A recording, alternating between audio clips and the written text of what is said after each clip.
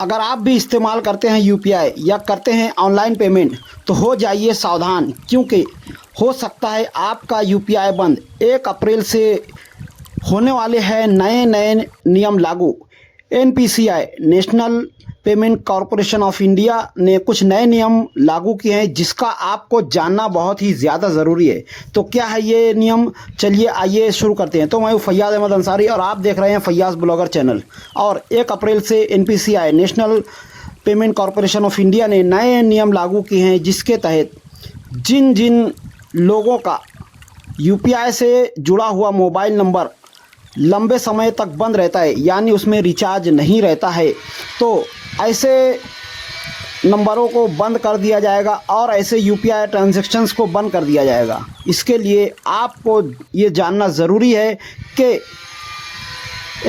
NPCI ने कौन कौन से नए नियम लागू किए हैं, जिनमें आता है पुल ट्रांजैक्शन। यानी जिन लोगों को पता नहीं है कि पुल ट्रांजैक्शन क्या है, उनको मैं ये बताता चलूँ कि बहुत सारे लोग इस तरह से ट्रांजैक्शन करते हैं कि कोई मर्चेंट या बैंक या फिर आपने कोई लोन वगैरह लिया हुआ है, जिसका एक आपको पुल नोटिफिकेशन आता है, जिसको आपको टच करना होता है, जिसमें से आपका राशि पहले से तय होती है कि कितना पेमेंट करता है। आप उसको बस एक टच करेंगे और अपना पिन डालेंगे और आपके अकाउंट से उतना पहले से तयशुदा रकम दूसरे के अकाउंट में चली जाती है। इस चीज़ को बंद करने का निर्देश दिया गया है। हो सकता है आपका भी पुल पेमेंट नोटिफिकेशन बंद हो जाए।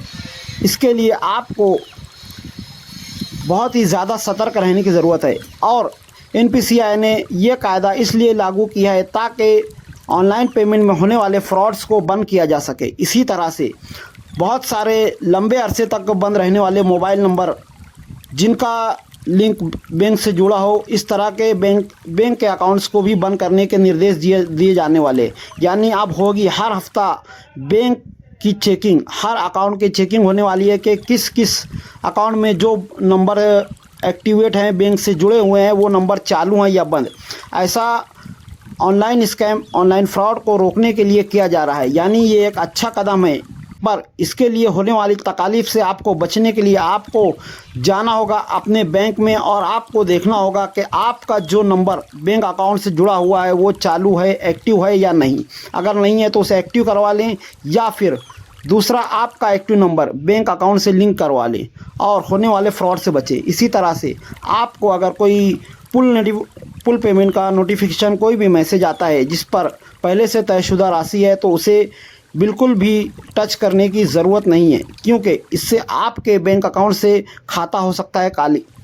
बड़े बड़े फ्रॉड और स्कैम्स इसी तरह से हो रहे हैं। आपको किसी भी तरह का नए नंबर से कोई मैसेज आता हो, कोई कॉल आता हो, तो आपको चाहिए कि उसे उठाए ना। इसी तरह से कभी आपको पुलिस से या कहीं से कोई फ़ोन आता है किसी भी ताल्लुक़ से, तो आपको उसको डरने की या घबराने की ज़रूरत नहीं है। तुरंत नज़दीकी पुलिस स्टेशन में जा कर के उसकी कंप्लेन करें।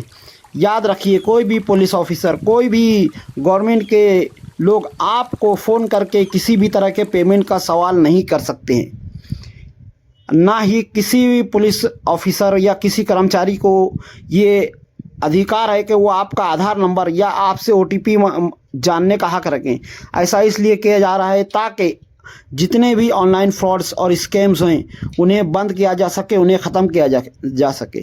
आपको अगर किसी भी तरह का इस तरह का कॉल आता है तो उसे ना उठाएं। आप अपने बैंक जा कर के खुद से कोई पेमेंट वगैरह करें। इसी तरह से किसी भी क्यूआर कोड को स्कैन करने से पहले देख लें कि वो जेन्युइन है या नहीं। इसी तरह से अगर आपसे कोई व्यक्ति ये कहता है कि आप मुझे इतना इतना कैश दे दें, मेरे पास पैसे नहीं है और मैं आपको इतना पेमेंट डाल देता हूं, तो इस तरह के फ्रॉड से बचें, क्योंकि हो सकता है ये कोई स्कैमर हो। इसी तरह से अगर कोई आपको ये कहता है कि मैं आपको इतना इतना कैश देता हूं, आप इतना ऑनलाइन ट्रांजैक्शन कर दे, तो इस तरह से आपको इस तरह की गतिविधियों से बचना होगा। आज की वीडियो में इतना ही, मिलते हैं अगली वीडियो में। तब तक के लिए खुदा हाफिज़, अस्सलाम वालेकुम।